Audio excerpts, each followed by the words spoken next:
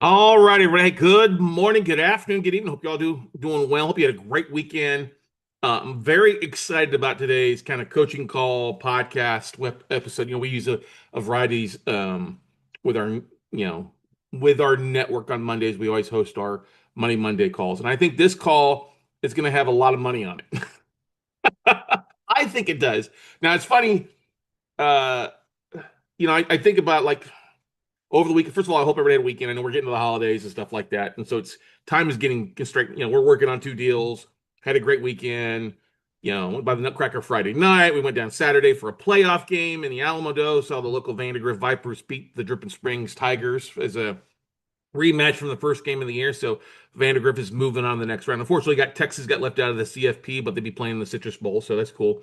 Um, but it's funny, Saturday I drove by a property in San Antonio. It's a reverse mortgage. We talked a little bit about this a couple weeks ago. I actually was able to get into the property where my agent and the BPO that we pulled, agent didn't get into it. And while we had interior inspection report, I was a little surprised it needs some more work than what $9,600 said on the original BPO that the lender provided back in the day. Now, it needs more. It's still a doable deal. I'm pretty excited about it. I'll do a case study video about it later and stuff like that. But anyway, Friday I get an email from one of our hedge funds. They send stuff to me on a regular basis to take a look at. Sometimes it's REOs, foreclosures. Obviously, with me, my primary strategy being notes, we get a lot of notes from. Well, I got in a list of like 1,500 EBO loans, early buyouts. Means that the lender is willing to sell these off of their books. Okay. Now, a big mass majority of them are VA, FHA loans, first time home buyers, VA loans, stuff like that. And I was like, looked at them, oh, there's not a lot of default. Now, you know me wrong. Yes, some of these in 1,476 be precise. There's some that are very serious in default, but I don't think the lender's willing to sell a lot of these off at a big discount because we worked through that. I'm going to make some offers and see if they'd be willing to sell the notes and some of the stuff. But um, I've uploaded for part of our WCN membership. Just had the spreadsheet uploaded to you a few minutes ago, so you guys can take a look at. But here's the thing: I want you to think about something here, and it's a little outside the box. It's not your traditional, "Hey, we're going to buy a non-performing note at a discount, try to rehab it and sell it all." Because I don't think the lender, based on what I've been told by my hedge fund contact, they're not willing to take too big a discount. So I'm like, okay, that's fine. I mean, there a lot of them are like at that point where they're now 90 days in default, which doesn't mean they're going to give us a lot of a big discount on something that's barely 90 days. But there's a way to make lemonade out of lemons. And curiously speaking, I actually squeezed 2 quarts of lemon juice from a bag of Myers lemons my mom gave me. So it's kind of funny, little symbolism. But anyway, I got that listed Friday. Didn't really pay attention to it this morning. I started thinking about it as it kind of sat in there and festered or marinated on my brain this weekend. I was like, what am I going to talk about today? And I was like, oh, I looked at it. It popped up as a reminder. I was like, I could talk about these because I was up in Boston a couple months ago speaking at Chris Prefontaine's QLS event. And if we've had Chris on the podcast before, and we do a lot of stuff together because a lot of our stuff goes together. He has like the three payday systems. I like to say the three cha-ching, very similar aspect. But what he likes to focus on, because he got snake bit back in the other 2008 recession, is he doesn't want to own anything in his own name for the most part. So he does a lot with creative financing, owner financing, wraparound, subject tos, lease options, stuff like buying on terms. And then he sells the assets on terms, either through like a lease option, which you can't do here in Texas, or owner financing, or like a rent to own. Oh, well, we can't do a lot of rent to own here because it's like a lease option. So here in Texas, where we're at, it's potential. These notes that came into me are potential wraparound mortgage. You basically not buy the property, you work with the borrower, get them out of a bad situation, especially if they're getting beyond that 90 days. They're not paying, they're going to face foreclosure pretty fast. And nobody wants to deal with a distressed mortgage, especially if you're the borrower over the holidays, right? If you can't pay your mortgage, how are you going to pay for little Timmy's, toys? You're going to get a lot of, a lump of coal in your stocking this year, stuff like that. And I've been there before. Okay. I've been there distressed, couldn't pay my bills. It's not a fun time. But there is a lot of ways for us as note investors to look at these assets as potential deals for us to create paper off of. Now, what I mean by that? Well, but the creating paper is first and foremost, you got to get to see if the baller is willing to play ball. Okay, and by willing to play ball, hey, get out of the asset.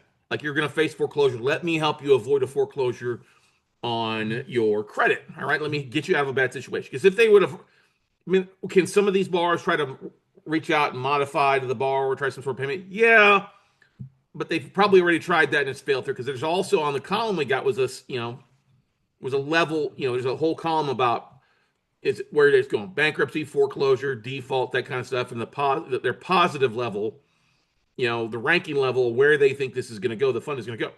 But like I said, that leads to opportunities for us to create paper off this. Now, what I mean by creating paper? Well, that's where you're reaching out to the borrowers, door knocking, letter campaign. And I don't do, obviously, we don't do a lot of letter campaigns, just to IRA investors.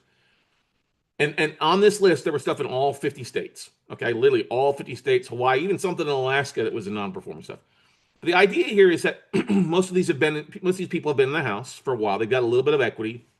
Some have a chunk of equity. Others have negative equity because they owe more than the property's worth. Okay, but for the mass majority, they put a little bit of down payment down, and these interest rates are somewhere between like a 6% and under a 9% interest rate. Okay, like 8.5, I think is the highest when I looked at it. Well, that's an opportunity for us to come in, contact the homeowners, talk with them about getting out of a bad situation. And you guys, being the creative marketers that you are, because you're part of our program, there's a lot of people looking for houses that can actually, well, they want to buy a house. They have money to go into it, but they just can't qualify traditionally, you know what I mean? Because they can't go get a bank loan. Okay. And that's not because they have bad credit. They just may be self-employed. They may make a lot of money, but their tax returns don't show they make a lot of money, that kind of stuff. So this goes back to my days back. It's hard to believe back in the 2008 again, because we're already starting to see these things. Okay. A list of 1,500 before the holidays should tell you there's a lot of distress. Okay. And this is from one source. Okay. And nobody might tell you that we're not going to see distress. You're seeing distress in the markets. We're already seeing it. It's the end of the year, but we've been seeing all this stuff already. Like I said, I spoke up at Boston. We brought a list. I don't remember how long. It's 900 or 600 lists, and we just kind of went through these as potential leads for folks. And so the play on something like this isn't necessarily to buy the note. Now, I'll talk about that in a second. The play on this would be to get a borrower out of a bad situation. What would I do? I would send a letter campaign. Hello, Jim, Bob, Gene, or Paul, property owner. I came across information that you may be behind your mortgage and facing foreclosure, depending on what state you're in, right? We work with homeowners like yourself to avoid a foreclosure. Okay. Now, could they turn around and list a property with a realtor? Yeah, you could do that. So it could potentially be a referral lead to an agent, or if you're an agent, maybe it's a referral lead to an agent. Hey, I got a distressed borrower in your neck of the woods. This be a lead for you to go knock on the door and see if you get a listing for it. Hey, pay me a marketing bonus or something like that. Not a commission. If you're not a realtor, you can take a commission, but you can take a marketing bonus, right? Or if you're a realtor, just get a referral fee. Okay. But then running a simple play on Craigslist or Backpage or flyer in the area, hey, we have homes for sale that we're willing to own or finance. Now the idea is that you take over this existing mortgage. Okay, you take over the payment subject to the existing financing, or assumption is Alan Shesker, the attorney we had on about a week and a half ago, 2 weeks ago. Great episode. If you didn't listen to the creative finance, even though it's here in Texas, if you're outside of Texas, you want to go back and watch this, because Alan's, he's the expert here, but it's also a lot of great ways to structure the stuff. It was funny. I was speaking to my insurance agent on Friday, Beth Coots, and she loves Alan. She's like, oh yeah, we love what he does with being in insurance on the commercial side, or as far as real estate investing. So I love it when a plan comes together. I just need a cigar and be like, Colonel Hannibal from A-Team. So anyway, you're talking to these borrowers, you find out how much behind they are. And like on this list, it shows that they're anywhere from 90 days to like 2+ years behind. Now, the ones that are, probably more than 6 months behind, you're probably not going to be able, and I'm not going to say exactly because I've run some numbers, but most of the people you're going to be able to work with are going to probably be under 6 months. Okay, 6 months or less in default. Now, the idea here is you get the borrower working with you. They delay the foreclosure, delay with the lender for a little bit if it can, and you market and go find a person to come in who wants to buy a house, who's got at least 10% down payment. You do a 9% interest rate or an 8%. I just ran everything at 9, okay, depending on what the underlying mortgage rate is, okay? And then you just do interest-only payments for 12 months or 24 months or 36 months. That's going to be the least amount of a monthly payment they make towards it. So you collect 10% down, but that 10% down isn't all profit. You take a chunk of that 10% and pay off the 3 months, the 4 months, or the 5 months that they're behind. That leaves you with some chunk of profit. And then secondly, then you're making with a wraparound mortgage, you're making a spread between what the underlying P&I payment is versus the interest only payment. Remember, they've already got some equity. They've already got probably some down thing. You're financing this at 100% value minus 10% down payment or more.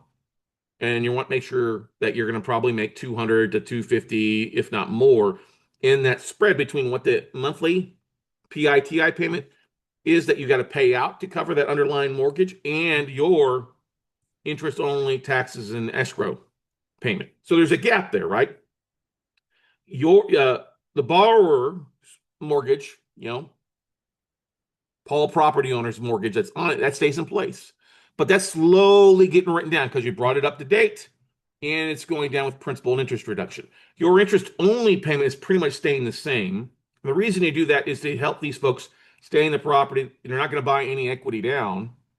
All right. So that payment's the same, but then that gap is going between it. All right. And so you give people 3 years, 4 years to stay in this mortgage that you've owner financed with the idea that they're going to refinance out in 3 to 5 years. But you only do it because you're going to get a chunk down payment, which is going to pay off the rearages. You can hold that profit, and then you're getting a monthly cash flow payment between, like I said, the underlying PITI and then what your interest only plus taxes and insurance is getting paid off. So there's a bit of a gap there. You're not in charge of property management. Okay. Now, if you want to do lease options, you can do that in the state. We're not going to talk about that. I'm in Texas. I'm just not going to talk about something I do, but I like stuff here in Texas because it's an owner finance deal. If they don't play ball, then I could go ahead and foreclose relatively. Got the best attorney in the state to handle that stuff all across Texas here. So that's what I want you guys to talk about. Now, I've already uploaded, if you're part of the WC membership, I uploaded the raw file spreadsheet into your Basecamp folder for you guys to take a look at. All right. Now, when I'm going to go through the rest of the day, the rest of your coaching call is just kind of go through. Now, Judy is familiar with this. I'm sure a lot of you guys are familiar with this. But there's options for you on this. And like I said, there's stuff in just about every state out there and a chunk in Texas here, okay? Where I'm at. I mean, all across. Corpus Christi, Houston, San Antonio, Austin, DFW area, a lot of stuff all across the country. And like I said, it's anywhere from like 3 months to 3 or 4 years behind, okay? So let me pull up the spreadsheet. First of all, let me show you kind of a map. All right, let me show you kind of a map where it's at. So this is batch geo, and I only map 249 addresses. So you can see that it's really all across the country. Now, obviously, it's not all 1,400. I couldn't map it all once in batch geo, but I did 249. It's batchgeo.com, and you can see where they're at. All right, and it's just you see geographically speaking, there's a lot across the country. All right. So let's pull up the spreadsheet here. Now, what I've done already is I've already tweaked my spreadsheet is different from what you've been receiving. I'll upload the file folder with all my edits back into the Basecamp group for our coaching students, okay? Now, what I've also done, just so we don't get this video flagged, is I've gone ahead and hidden the address. I'm not going to worry about the address of it right now. I mean, yes, I know city and state. Yes, I'll do that. You guys have the full unsanitized tape in your Basecamp folder, okay? But I don't want you to dive into that right now. I want you to watch me. I want you to go along with me and ask questions. So you've got, and it's got loans information here, all this information as well. But then the raw data is right here. We're going to focus on the raw data tab because it has more information for me to use as far as balance and P&I payment, stuff like that to make it much more effective. Okay. So you've got the address, and this was pulled as of November 30th. So this tape is literally like 9 days old. Okay. You've got the original balance, the current balance. If it's a fixed, I think all of it is fixed. There might be a couple arms on it. Okay. Lien position, first lien, loan type. We've got VAs, FHA, USDA. Okay. Mortgages, I think these are all 30-year. No, you do have some different, okay. You have some different terms on this. My apology. Right.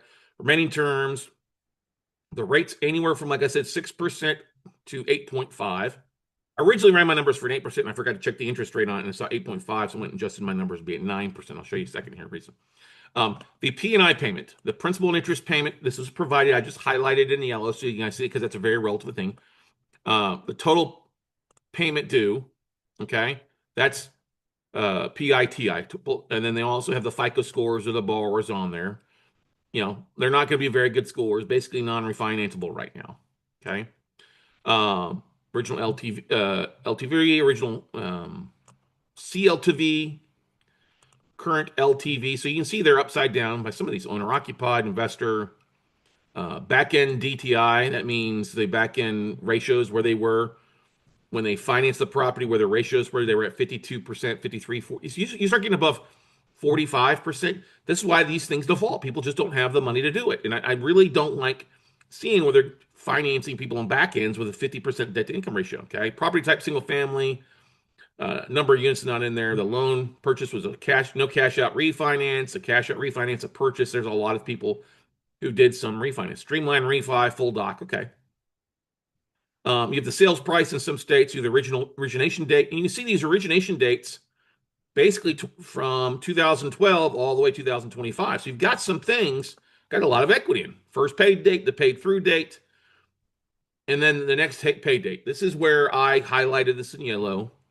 And then I included a column to show you how many months behind. So like you see anywhere from October 1st, that's 90 days, all the way down to the bottom here of December 1st, 2022. So over, basically right at 3+ years, 37 months. Maturity date when it matures. Okay. Some stuff with the arms, which isn't there. Mortgage insurance flag, if they've got mortgage insurance coverage. That's for the bank thing. And for our situation here, we're not going to be technically buying the mortgage on these. We're trying to structure these things on a wraparound mortgage because the buying the note would be. Now, the idea here is if you can come and start making payments, probably that the end buyer, whoever ends up buying these notes, would probably be more flexible over the next 60 days to work to keep people in their houses. If somebody brings the payments due, and they get caught back up, they're sitting in a pretty good position. Okay, pay string does say here, prepayment penalty, knows. I'm not really worried about that. Then we get to escrow advances, recoverable advances. Now we get into the hardest stuff here. Now, if you see this stuff all from column BT over, I included that. It's not in your spreadsheet. And I'll upload this back, like I said, into your Basecamp folder for those that are part of that. Okay, so you have the AVM dates. And most of these dates have been pulled, obviously, as of this year, in the last month. Now, some of them have no value NA, so my formulas went off. You would have to go check that. But those are opportunities for you to look at some stuff.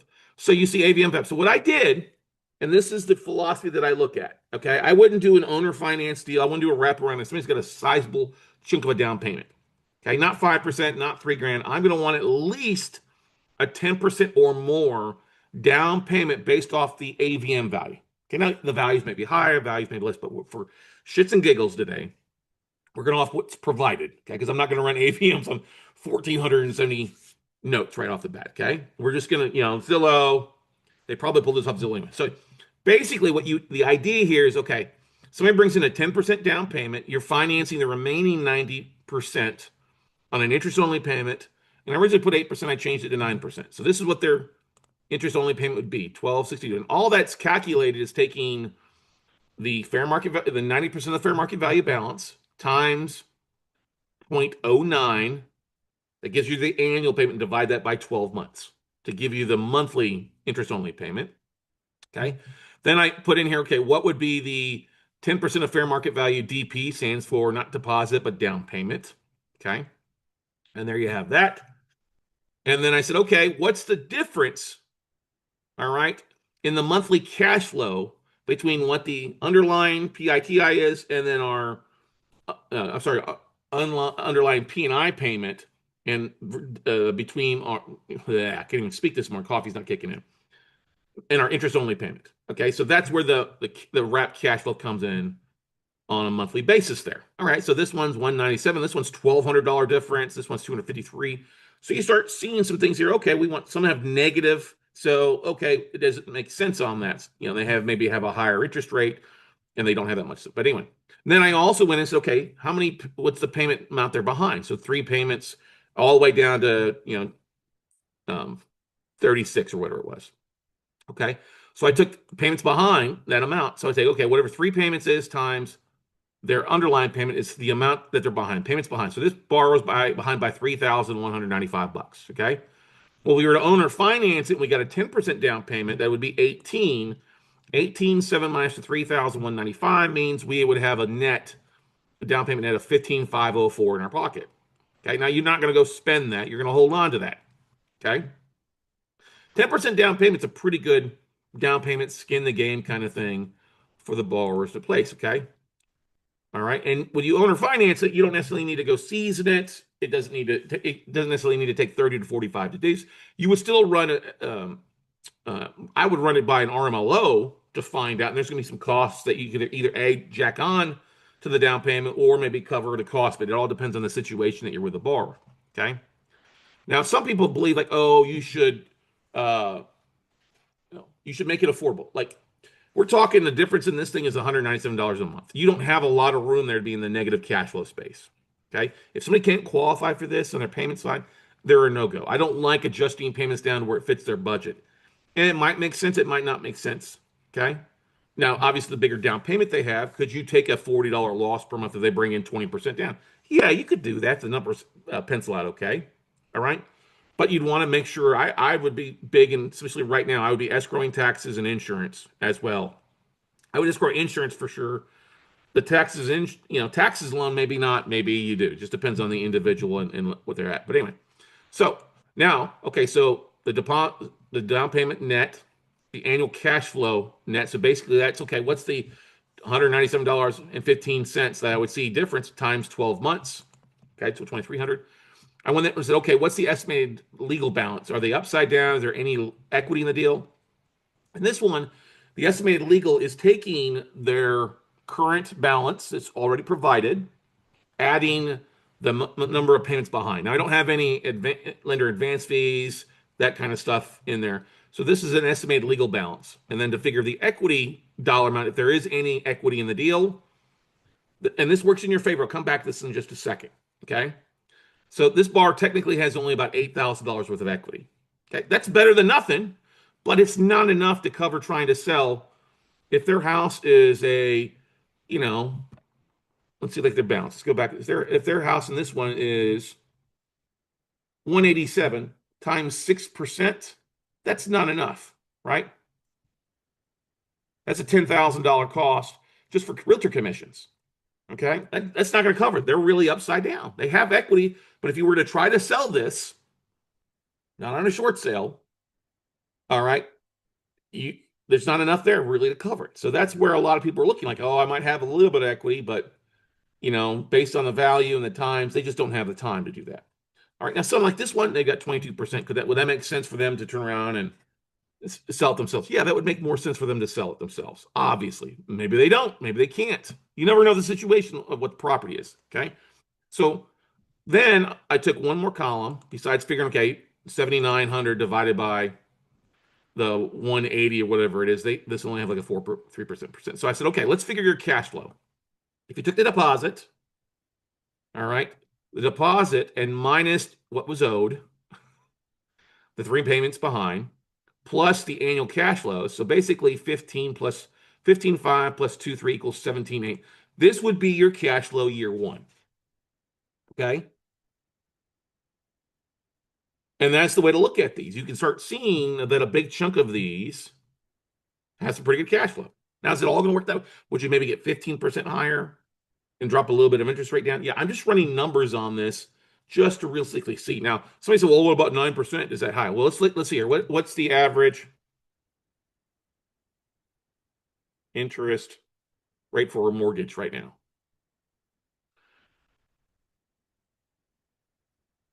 So they go over here, just Google it real fast. Average interest rate is about 6.1 to 6.3% on a 30-year. Okay, that's if you got good credit. If you got bad credit, 9% is not that difficult. Okay. All right. And you have to this is going to work for every borrower that wants to do it. No, but somebody can afford it. It's an opportunity for you to actually helping 3 people. The borrower who's behind on this could have a bad situation. The new buyer, Bob Buyer, helping Paul, property owner. Okay, those two, you help Bob Buyer get into a house who's got some cash, he can afford it. They have a house. They're not wasting money on rent. All right. And then you're the third person. You're Ivan investor, right? Putting the deal together, being a deal engineer to help it out. Now, what would I do? What's my marketing play on this? Okay, well, my marketing play is pretty simple. I'm going to drop a postcard. I would drop probably a letter campaign because that would be the easiest thing to do. I could do a mail merge. I could talk about, hey, some of the different ways that we help people avoid a foreclosure. Don't lose your foreclosure. No, I'm not a realtor trying to sell your house. But if you're trying to do that, I have somebody who can help you out with it. But I'm a investor who likes to help people avoid foreclosures. And I come up with real solutions. I would love to talk with you. And there's a lot of people out there that are struggling. Okay. Like I was just talking, actually, it's a friend, a buddy of mine. He's a football coach. He's changed schools this year. He's renting a room apartment from a friend. He's got a house in another city they're trying to sell. I thought they were going to sell it off. It was on the market for 6 months. They ended up turning around and renting it, hoping that the person that's going to buy it from him or is going to buy it, who's renting it for him, and they're struggling. And they got a kid in college too they're paying for. There's an opportunity here to help people. Now, the question people are going to ask me, what's in my area, right? Anybody thinking that right now? Like, what kind of opportunities are in my area? So it's pretty simple. Let's just go. Now, let's go down here. Let's go down to 6 months and see where we're at 6 months. 3, 4, 5, 6 months, 6 months behind. All right. 6 months behind. There is over half the list is 6 months behind or less, right at 804, 803 actually. And for the mass majority, if they're 6 months behind, you're still making some profit on this. Okay. Some have negative equity. I would probably avoid the negative equity ones, but there still might be a possible way to make some money on that if somebody's bringing a down payment in a lot of ways. All right, without diving into it. Okay, so let's look at some search. Let's break this down by state by state. Should we do that real fast? Because that's one thing I was looking at. I know that we've got John on here. We've got Clifton. Where's home for you, Clifton? I always forget. Judy, you're up in Maine. You probably don't want to do a lot of stuff out in Maine. It's cold. But a letter quick. If you could structure an owner finance deal or a wraparound deal, it might make sense without having to do any work in a lot of cases, right? They got a ton of equity. Could you give them some money to move on? Yeah, you might have to do that. Help them move, whatever. Just somebody saying there's something. So let's take a look here. So let's look at some of the friendlier states. Let's just do Texas first. Texas first. Hit okay. All right. So we have stuff in McKinney. How many do we actually have? So in Texas, off of this list, there is a total of 105. Okay. So just under 10% of the whole list is in Texas. And you've got San Antonio in here. You've got New Braunfels. You've got Rockwall, Texas City, Bernie. You got some nice areas here. Um, Midland, Houston, Cibola, San Antonio, Texas City, Temple, Killeen, Corpus Christi, Hutto, which is not too far from here. Dripping Springs, South. It's kind of awesome. Killeen, Fort Worth, all over the place. I should have just mapped it. San Antonio, San Marcos, Katy. So all over the Lone Star State in desirable markets. Okay. Now let's look at another state that's kind of fast. Let's look at Georgia. Georgia, you could do a lease option and go from there. We're not going to run the numbers off of that, but we're just going to look here. So Georgia, which is usually pretty desirable, it's got a chunk there too. So let's see. Georgia, there's 119 more in the Peach State than there is in Texas. Okay. Let's look at God's waiting room, Florida. Now, Florida obviously can be tricky because of insurance costs and HOA fees and stuff like that. So, Florida, there is 167. Over 10% of this list is in Florida. Let's look at Tennessee.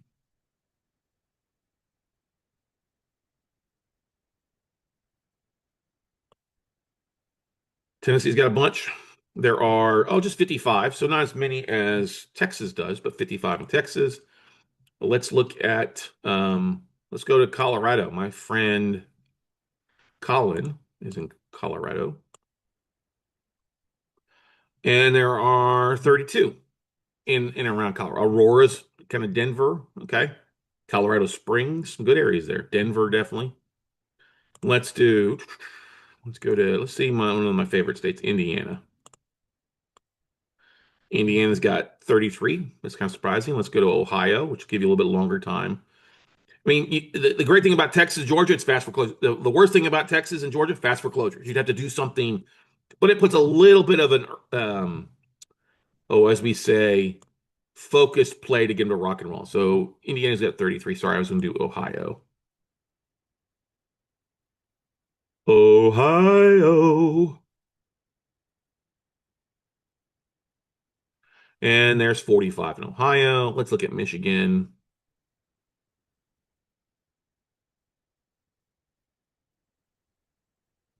Michigan's only got 19. That's not a surprise. Grand Rapids, Saginaw, Flint. Okay. Let's go another desirable state here. Let's look what's going on. Let's just look at Hawaii. Because I know there's one, at least one in Hawaii. There's two, Ua Beach and Millennia. So maybe you want to take over a property subject to in Hawaii. There you go. Let's look at Alaska just for the fun of it. One in Alaska, in Seward, Alaska. Okay. Let's look in Arkansas because I've got some friends who have kids in Arkansas. That's AR. Ooh, you got 33 in Arkansas. That could potentially be leads. All right, let's look at another. Let's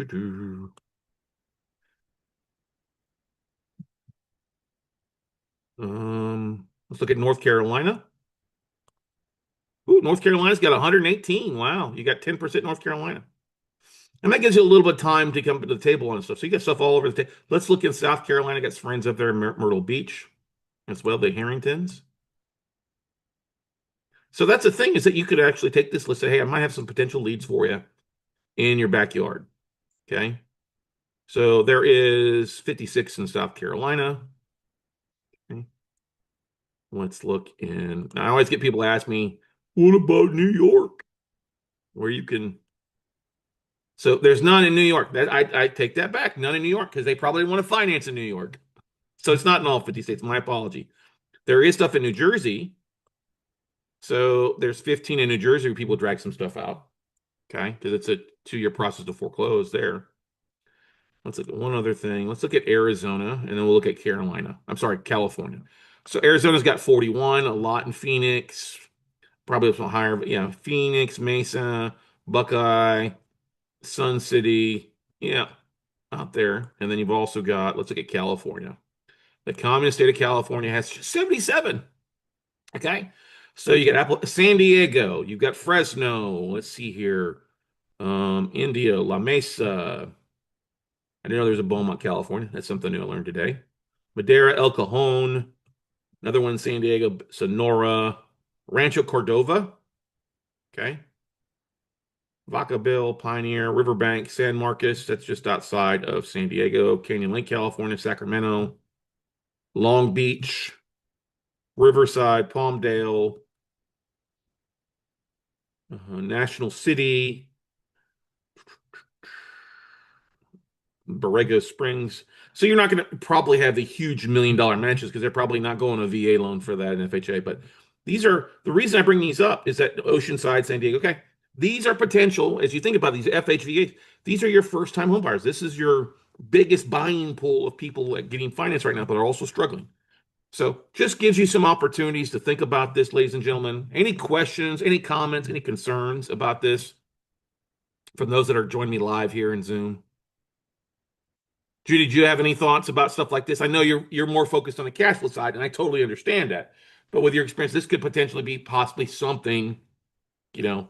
And Judy, what are some of the ways that you're, in the past, you've targeted some of your distressed stuff? Does this come off of out of state owners? Actually, are you in a spot where I can bring you on live? And just ask your question, and you can ask you a couple questions. Okay, let me unmute you. Let me look at this, and that way, I'm gonna allow you to talk, Judy. So, good Hey, morning, Judy. hi Scott. How's the weather where you're at in Maine? You got some snow? Oh yeah, and it's really cold. Feels like 10. Feels like 10. I'm sure you got the heat on or a fire going, don't you? Yes, for sure. Okay. So you've been through Chris's stuff. You're friends with Chris, obviously been coaching so with him as well. What are if you were to if this was your bag, okay, what would be some of the ways that you would be targeting or reaching out to people on this? Calling, door knocking, letter, postcards. What's your thoughts? Definitely, depending on how fast, which state and how fast, Yep. postcard, um, or call, and then a letter if it's a longer foreclosure, because you can probably put a little bit more in the letter. Right. Right. Yeah. And so, yeah, the one thing that's not on this list is actually the borrower's name. That wasn't provided, but you got the address. So just going to the county assessors would be pretty easy to do, and then skip tracing from there.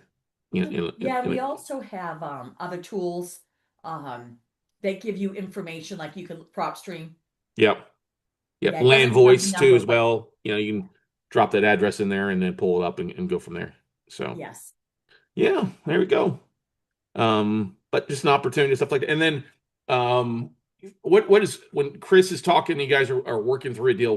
What's the kind of normal cash flow, monthly cash flow basis, and down payment are they seeing on their success stories? And you may not know, but what do you kind Yeah. of have seen in the past? Yeah, so typically 3 to 10% is the minimum down payment we would do if our exit strategy was like a lease purchase. Right, And it all depends on there's a lot of other things it depends on, how strong, etc.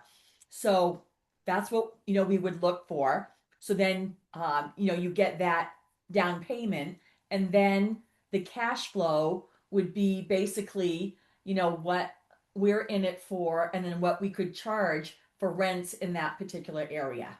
right, right. That's the thing. You got to look at the rent rates. You got to be careful because rent rates are going down, unfortunately, in a lot of places too. You know what I mean? Yeah.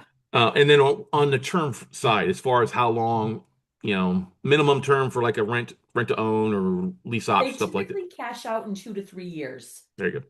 Yeah, Yep. the average is 2 to 3 years. Right. So figure your 3 year. And then, like I said, don't go spend all that down payment. Right. Keep a big chunk of it. So if you've got, depending on what the market does, but we may see a dip, but I think value wise comes back. So maybe you're holding on to this as a, uh, owner finance note or lease option for 5 years versus 3 years in a lot of cases too, to drive that till it comes back. Yes, and we like to tie them up for longer Yeah. than that. So if it's 2 to 3 years, the average for a borrower, we would go in with a minimum 4 to 5. Give Yeah. us options for another exit strategy in case something were to happen.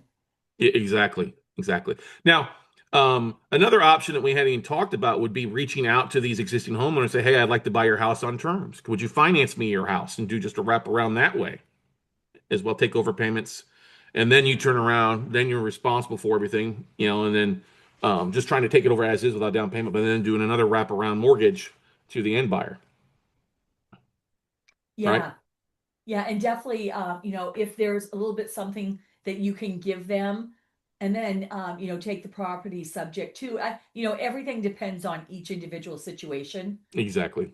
Well, that's and why what it's their important to goals know are. the equity amount, and then if you got a 10% and what they're behind on, if they're behind, they're going to need something to go towards the payments that you would only make up for them, so that you don't get wiped out on in a foreclosure. So, Right. What's nice about these tapes too, Scott, is that you have this information. I know, you do your due diligence, mhm. excuse me, but then there's also, um, when we're talking a lot of times to homeowners, they don't even know their situation. Like they've buried their head in the sand so deep that they don't even know, they've ignored it. Yeah, Yeah. yeah. Well, they think as long as they ignore the phone calls, the certified letters, the door knocks, nothing's going to happen to them. And Yes. then when they start getting certified letters from attorneys' offices, then you got to worry about it. And like I said, I don't have the legal status on this. Actually, let me pull this up because I think I might have something. Or the notice on the door from the bank's Oh yeah, yeah, company. definitely. Yeah. Like you mean, so we have let me see the legal status here. We got any of that in here? Loan status, here you go. Loss mitigation, current loans, general population, redefault risk. I don't know what all of this means, but redefault risk is they've defaulted once before. Loss mitigation, they're trying to do something, but they wouldn't be trying to sell some of these are already in foreclosure, in active foreclosure and aspect of things. So that's something to keep in mind. Hey, avoid a foreclosure. Let's work something out. So, but yeah, thank you, Judy. Thanks for taking on. I know I'll talk to you in about 20 minutes as well. Yeah, sounds good. Thanks, Sounds Scott. good. No problem. All right, guys. Well, that's it. That's the way we like to try to make, as I say, lemonade out of lemons. In a lot of cases, we see this stuff coming. We're seeing more of this stuff coming in. So if you're thinking you want to target subject twos in your area or a couple states, stuff like that, this is an opportunity for you to take a look at. No business I like is because of this. We see stuff 6 to 12 months ahead of most people.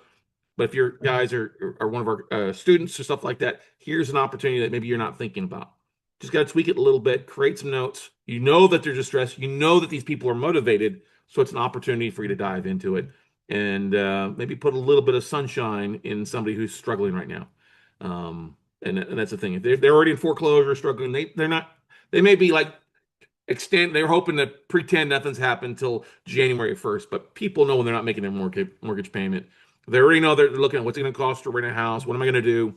Here's an opportunity for you to reach out and help somebody if you can. And like I said, make it a win-win-win across the board. So if you have any questions, feel free to reach out to me at talkwithscottcarson.com. Book a phone call.